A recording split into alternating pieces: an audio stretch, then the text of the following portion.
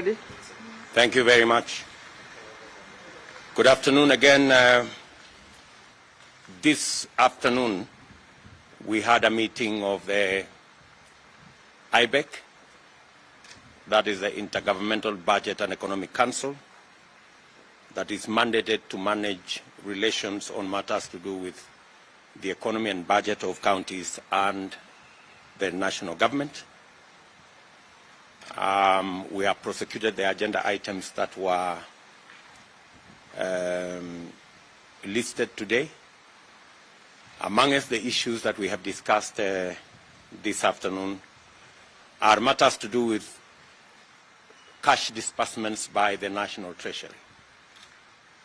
We understand that there are some counties from the Council of Governors that have not received their disbursement for January, and some counties, or most counties, in February and March. The Treasury have undertaken that so far they have disbursed 60% of what was meant for counties. They have undertaken that 8 billion shillings will be released by the end of this week, and they will do everything possible to catch up with the payments, and they have undertaken that by the close of the financial year, all the monies meant for counties will have been transferred to the counties. We were also briefed that the grant bill that was in Parliament was passed by the Senate. Today it is in the National Assembly. That bill, once assented into law, will release close to 39 billion shillings of the conditional grant money that is meant again to go to the counties. We have sought the understanding of the counties that the legislative process has taken longer than we expected, and hopefully by the close of business this week, we have undertaken that that bill will have been passed by Parliament, and so that this money can be made available to counties for them to discharge their responsibilities in accordance with the plans that they had made. We were also briefed by the Comptroller of Budget on the subject matter of pending bills, which was an exercise we mandated the Comptroller of Budget in consultation with the Auditor General to assess all pending bills by both the national and the county governments. There is progress that has been made since we met the last time. This year alone, on the matter of pending bills, counties have paid a total of 15 billion Kenya shillings. The Auditor General has audited pending bills, and he has determined that 45.5 billion is payable out of the close to 153 billion that was presented. The Auditor General has also determined that 107 billion Kenya shillings is not payable. That is a colossal amount of money, and there are many people who are affected, many business people that are affected by this ineligibility of payment of these pending bills. And therefore, we have recommended that the National Treasury consult urgently with the Attorney General on the way forward on the matter of the 107 billion ineligible pending bills, so that a way forward can be found to determine what happens to these 107 billion shillings that is ineligible for payment, yet we have suppliers who are outstanding and they want to be paid. We have also recommended that going into the future, and to avoid the subject of huge pending bills in government, we have issued instructions that going forward, pending bills will be paid on a first-in, first-out basis, so that the older pending bills are sorted out before any new pending bills are done. Secondly, we have agreed that the National Treasury, working with the Attorney General's office, work out a mechanism that will enable us to have a predetermined mechanism of how to sort out pending bills that are ineligible. We have also instructed counties to avoid on-source of revenue projections that are unrealistic, because this serves as an avenue for contracting huge bills that ends up not being paid because the on-source of revenues are sometimes exaggerated. And if the money is not realized from the on-source of revenue, we end up with huge gaps in revenue that brings about pending bills. We have asked or tasked the Comptroller of Budget to consult with the various stakeholders and agencies on a mechanism that is going to be the basis of recommendation to counties as to how much they can vary their own source of revenue projections from one year to another. Until own source of revenue projections are realistic, it will not be necessary for counties to give huge projections. If they didn't meet the previous year's projections of own source of revenue, it will be the basis upon which they can make the next projection. If they didn't realize last year's, there is absolutely no reason why they will make the same huge projections or even increase the projections if the previous year's projections were not realized. We did also receive a report from the IGRTC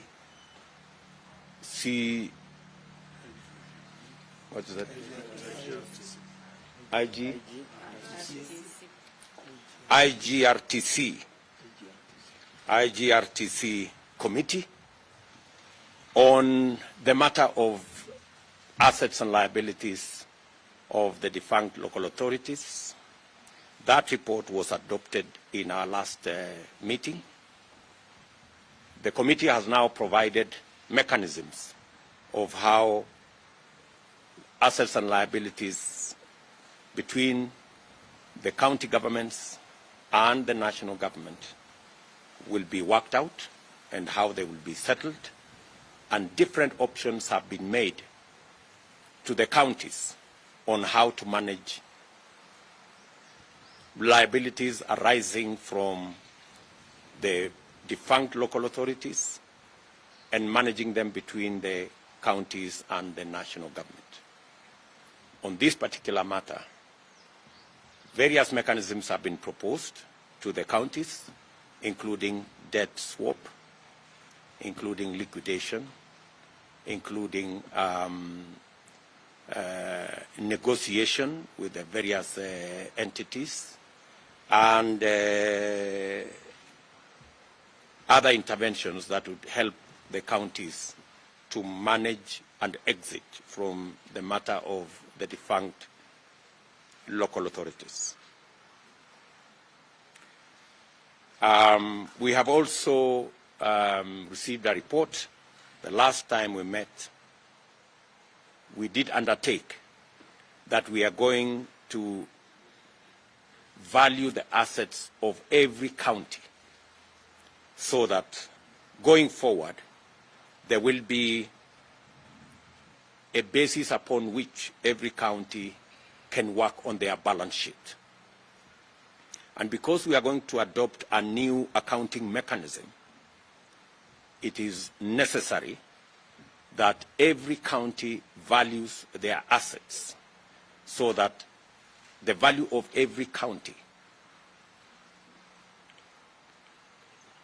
must be accurate and must be determined. The value of every county must be determined. The Ministry of Devolution and the Ministry of Lands have been engaged in this exercise. A lot of progress has been made. We have been given a report that close to 45% of valuations have been carried out in some cases up to 50%. We have given instructions that this exercise of valuation of our counties must be concluded at least 1 month before August, that is in late June or early July, so that the next occupants of our county government offices will be handed over during the assumption of office, evaluation, and an asset register of what the counties have. This will be an important instrument going forward, and it will work as a basis of assessment of how counties will be audited going into the future. So again, we have asked and tasked the Ministries of Devolution and the Ministry of Lands to work seamlessly, and the committee will be seized with that matter. The National Treasury has already provided resources for that exercise, and the county governments have also provided resources for the committees that are carrying out this exercise. And we are confident that by late June or early July, we will have an asset register for every county, and we will have a farm valuation for every county. And it will form part of the assumption of office for the governors in the next term.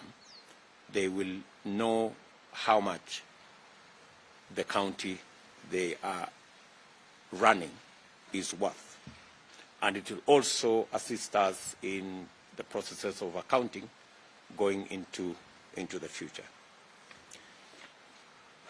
I think this is part of the discussions we had this afternoon.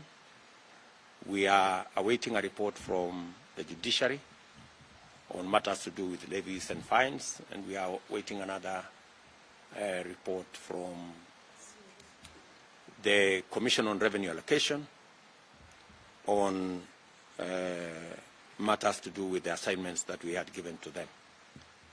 Thank you very much. Maybe I will ask the chairman to, just in case I forgot something, you can say something with the chairman, and I will ask. Thank you, Excellency. You have not forgotten anything. The memory is very good.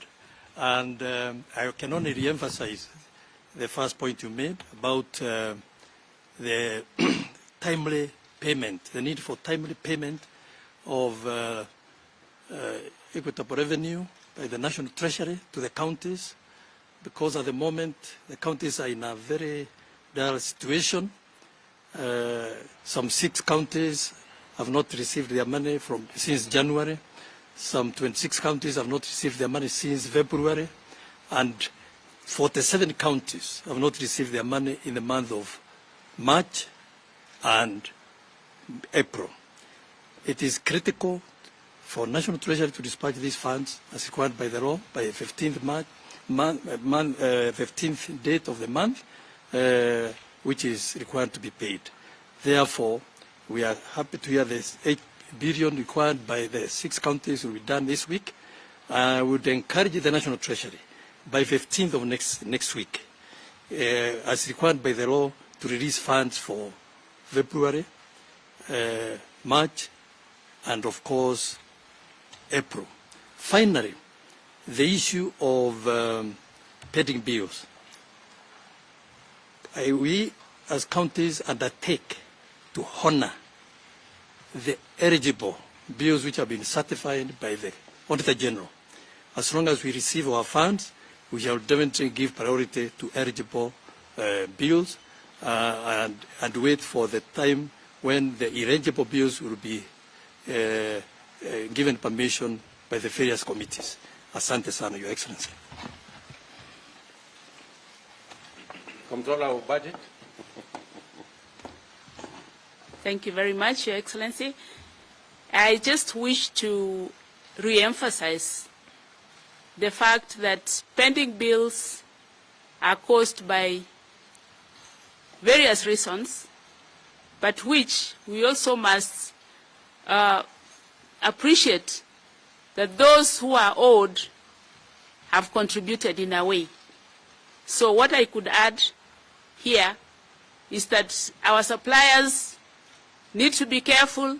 They need to ensure that their documentation is proper, even as they are given work by their counties. If we did that, and then we receive the money in time, I am very sure that the role of my office in monitoring the settlement of these pending bills will become very easy. So I want to promise that my office is there for all those who may want help, any technical assistance in establishing what has been paid and what needs to be paid, and will always be there to help all the citizens. Thank you very much, Your Excellency. I think we are good. Thank you. Chairman, thank you very much for joining the team. Karibu sana. You will be interacting.